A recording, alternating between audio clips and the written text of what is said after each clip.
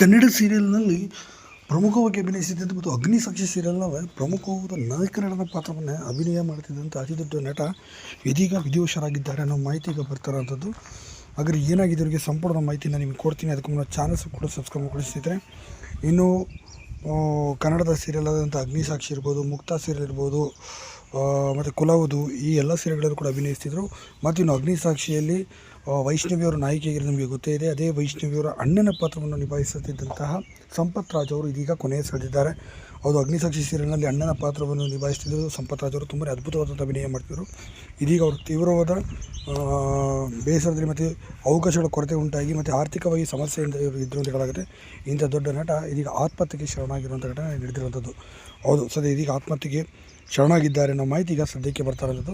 ಇನ್ನು ದೊಡ್ಡ ಮಟ್ಟಿಗೆ ಹೆಸರು ಮಾಡಿದಂಥ ಈ ಕಲಾವಿದ ಇದೀಗ ಆತ್ಮಹತ್ಯೆಗೆ ಶರಣಾಗಿರುವಂಥದ್ದು ನಿಜಕ್ಕೂ ಕೂಡ ತುಂಬಾ ನೋವಿನ ಸುದ್ದಿ ಮತ್ತು ಬೇಸರದ ಸುದ್ದಿ ಅಂತ ಸಹ ಹೇಳಲಾಗುತ್ತೆ.